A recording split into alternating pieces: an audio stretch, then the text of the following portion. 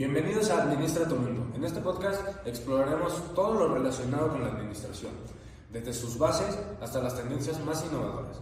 Soy Miguel, su host, y hoy arrancaremos con un tema clave, la historia de la administración.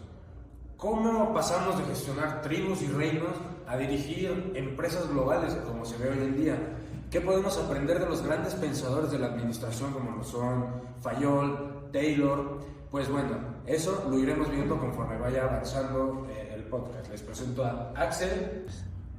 Bueno, y como primer punto para empezar este grandioso episodio, ¿por qué no hablamos de los primeros ejemplos de la administración? Así como en las civilizaciones antiguas de Egipto y Mesopotamia, los gobernantes ya aplicaban principios administrativos para manejar todos los recursos que ellos tenían, porque no era poquito, era mucho. Asimismo también para sus construcciones de templos o hasta cómo organizaban sus ejércitos para la guerra. Eso es un buen punto para empezar. Claro, y justo a mí un gran ejemplo de esto que mencionas me parece muy importante recalcar es la construcción de las pirámides de Egipto, ¿no? Se necesitaba una planificación increíble para coordinar el trabajo que estamos hablando de miles de obreros. Ya hoy en día no logramos dimensionar lo que es, pero son miles de personas, distribuir todos los materiales que eran muchísimos y asegurarse que todo se hiciera en tiempo y forma. Es decir, ya existía algo similar a la administración desde esos proyectos. Desde esos tiempos. No, y lo mismo también que ocurría en el Imperio Romano, donde los generales y senadores usaban sistemas organizativos para gobernar territorios enormes que ellos tenían. De hecho, no sé si lo alcanzaste a leer, muchas de las estructuras jerárquicas que vemos en empresas hoy en día tienen su origen en la administración militar romana, porque tenían que tener una persona especial para manejar todo tipo de ejércitos, los gobernantes para los territorios, no lo podía tener solo una persona. Y esto que acabas de decir me lleva a formular una pregunta, ¿no? Me lleva a pensar algo. ¿Cuándo crees tú que empezamos a ver la administración como una disciplina formal? Ya dejamos atrás nada más organizar lo de los militares, las pirámides, y empezamos a ver esto más como una ciencia. Aquí yo siento que fue con la entrada de la revolución industrial, fue cuando la administración empezó a estudiarse de forma mucho más científica, y aquí es donde surgen estos magníficos personajes que fueron piezas muy claves, como Frederick Taylor, quien fue el que introdujo la administración científica, que él iba muy enfocado a la eficiencia y productividad. En pocas palabras, todos los recursos disponibles, sacarles el mayor provecho. Sí, claro. Taylor, de hecho, hizo estudios sobre los tiempos y movimientos en el trabajo, sus famosos experimentos, ¿no? que se llevaron a cabo, buscando mejorar la eficiencia de los obreros, viendo, qué es lo mejor, ¿no? Las condiciones, el descanso, viendo qué podía hacer que los obreros fueran mejorando su productividad. Él básicamente se podría decir que fue el pionero total de la optimización de procesos.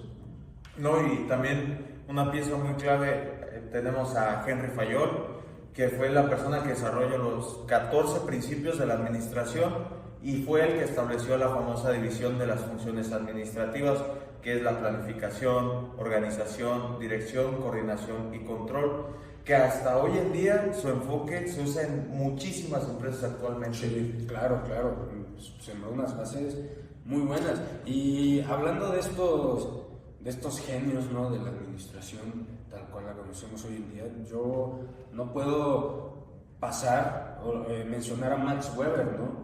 quien introdujo la teoría de la burocracia. Y para que lo sepan un poco más, él propuso que las organizaciones deben tener reglas claras, jerarquías y procedimientos definidos para ser más eficientes, ya que antes no se utilizaba tanto, ¿no?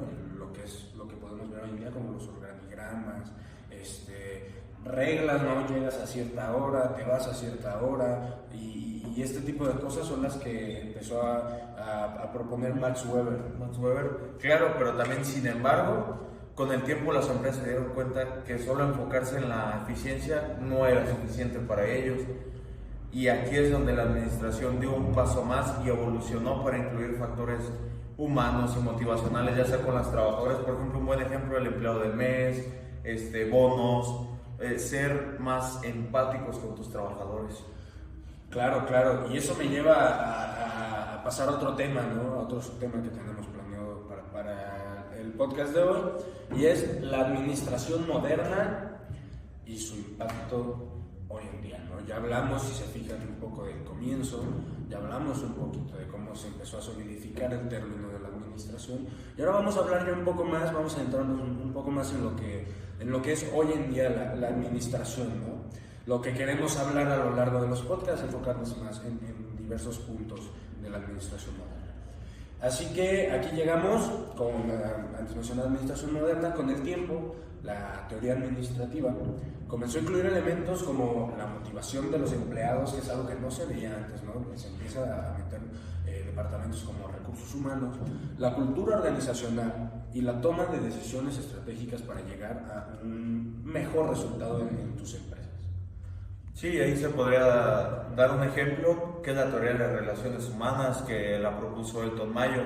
Demostró que los empleados trabajan muchísimo mejor cuando se tienen valorados y motivados, ya que te sientes reconocido, te sientes bien en tu ambiente y dar ese paso más, ese esfuerzo más por ese reconocimiento.